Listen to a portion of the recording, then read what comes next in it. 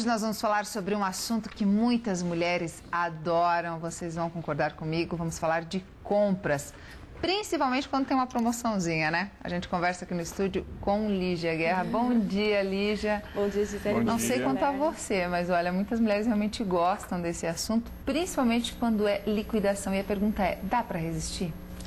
Não só dá como a gente deve. Agora, lógico, a gente tem que pensar assim, primeiro, comprar é bom? Claro que comprar é bom, né? O ato de comprar, ele é prazeroso. A liquidação, a gente tem que pensar em duas questões. Primeiro, se a mulher está sendo inteligente de estar usando a liquidação, porque às vezes você realmente paga muito mais barato coisas numa liquidação que você estaria pagando em alta temporada de certos produtos, né? Quando sai o lançamento. E a outra é ver se a liquidação pode ser um vício, se a pessoa está indo para a liquidação, justamente porque ela quer comprar mais do que ela precisa. Então, daquela loucura feminina total em liquidação. Né? E a gente já tem uma participação, a primeira já vai falar sobre isso, já, se não me engano. Vamos ver? Vamos lá.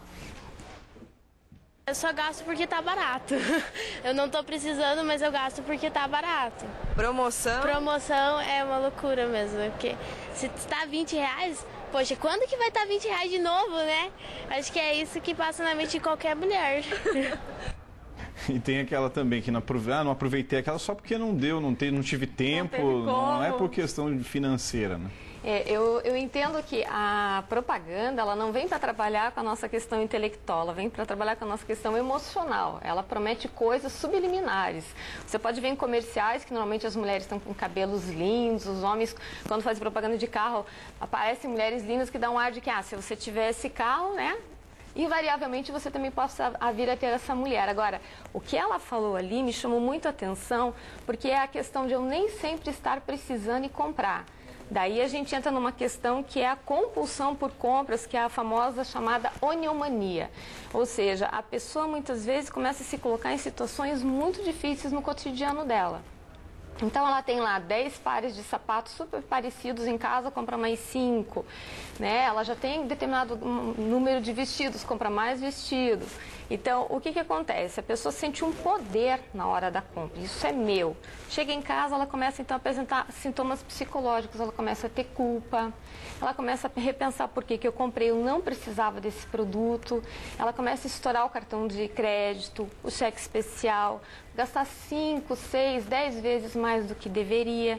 E isso parece bobagem, aparentemente só uma liquidação, mas muitas vezes isso acarreta divórcios, acarreta problemas com o trabalho, porque a pessoa não consegue mais se concentrar no trabalho como deveria, porque fica pensando em como pagar as contas que ela fez.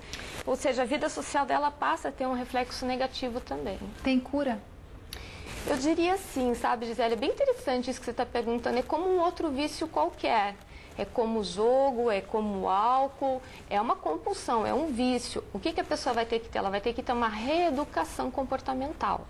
Então, ela vai procurar diminuir aquelas situações, assim como o alcoólatra não vai a um bar, né? O oniomaníaco vai ficar evitando de estar indo, né, em centros comerciais, em shopping centers, ou então deixar o cartão de crédito em casa, pedir ajuda para a família, buscar, sim, sem dúvida, um especialista que vá trabalhar com ela a causa disso, se é uma questão de baixa autoestima, se é uma depressão, se é uma distorção de autoimagem. Daí o papel do psicólogo nesse momento ele é fundamental. Vamos ver mais uma participação? Vamos lá.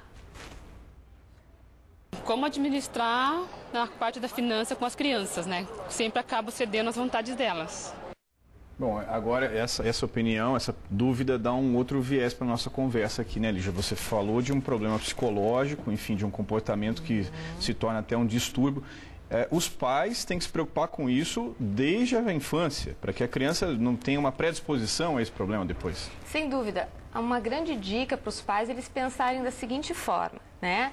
Por que o pai e a mãe têm dificuldade, por vezes, de falar um não? Porque é muito mais fácil ser bonzinho, né, e agradar e ver aqueles olhinhos felizes, você se sente amado como pai, como mãe, puxa, eu dei meu filho, ficou feliz, do que muitas vezes você ser um pouco mais impositivo, dar o limite e ter que arcar, inclusive, né, com o mau humor do filho.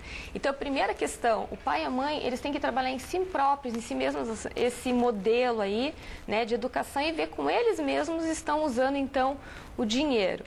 Segundo, as crianças estão no momento de formação. Então, elas nem sempre estão instrumentalizadas para entender até onde elas podem ir. Por vezes, elas não entendem a economia doméstica. Na medida que a criança vai crescendo, procure, então, dar subsídios para a criança entender que o pai ganha X, que as contas são Y, que ele tem um custo em casa de colégio, de inglês, e que aquele tênis que ele quer ou algo assim é um algo a mais, né? Ele não é simplesmente a única conta da casa. Evitar certas lojas, aquelas lojas que você passa com as crianças, tem aquele corredor, que se chama o corredor polonês, que tem um monte de docinho, salgadinho, coisas ali que a criança vai passando e vai vendo, vai querendo tudo. Você vê que seu filho não consegue ir no shopping sem estar fazendo aquele escândalo infantil, muitas vezes, deixa ele em casa, vá você, compre. E evitar programas, então, que estejam voltados só ao consumo. No final de semana, vá para um parque, pratique um esporte, leia livros com seu filho, procure dar brinquedos que as crianças se sintam desafiadas mentalmente, porque ela vai ter uma conexão diferente daí com aquele presente. Vamos tentar ouvir mais uma participação também falando sobre a questão dos filhos? Como a gente fala não sem digamos, magoar, deixar ele triste, né? De forma que não afete muito o psicológico dele, né?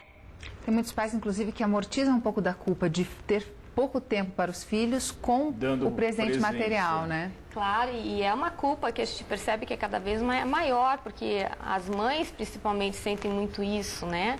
Em função de ter que deixar o filhinho, às vezes até já logo após a licença maternidade. Mas eu recorro aqui ao filósofo Nietzsche, que ele falava sempre que com as pessoas com as quais ele se importava, ele queria que essas pessoas tivessem desafios, tivessem dificuldades, porque isso faz a gente crescer. Então, educar não é só uma questão de você dar limite para o seu filho. Educar também é um papel social, porque nenhuma criança adoece por não ganhar brinquedo, as crianças adoecem por não ganhar amor. Então, você tem que pensar que a criança de hoje, por vezes, ela pede um brinquedo muito mais para ganhar atenção, né? Okay. Obrigado, Lígia, mais uma vez. Obrigada. Até semana que vem. Okay.